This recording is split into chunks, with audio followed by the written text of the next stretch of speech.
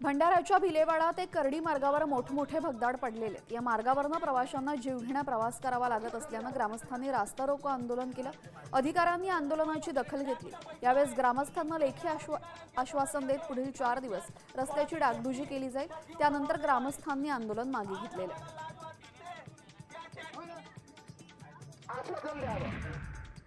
नागपुरात permit room धारकांनी संविधान चौकामध्ये निदर्शनं सुरू केली। आज राज्यभरात 40 ते 50 कोटींचा महसूल बुडवणार। वॅट टॅक्स 5% 10% वाढवण्यात आलाय। यालाच विरोध म्हणून राज्यातील परमिट रूम आणि बार मालक संपावर गेलेले आहेत।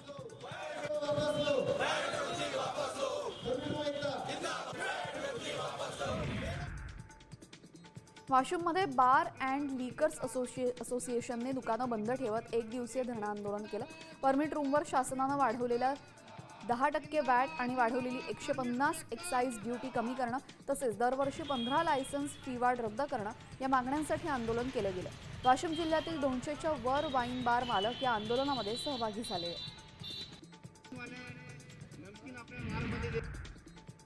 वाशिमच्या अंचाळमध्ये स्मशानभूमीची दुरवस्था झालेली आहे। जिथे वीज बसवण्यासाठी जागा नाहीये तिथे जमीन सपाट नाहीये। बाजूलाच नदी असल्याचं पुराचं पाणी थेट स्मशानभूमीत येत आहे। त्यामुळे अंत्यविधी सुद्धा अडचणीत येत आहेत।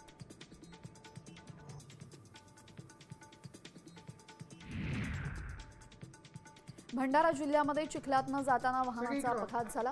वाहन रस्त्याच्या कडेला असलेल्या शेतामध्ये 3 वेळा उलटलं। अपघातामध्ये 2 जण किरकोळ जखमी झालेत, मात्र वाहनाचं मोठं नुकसान झालंय।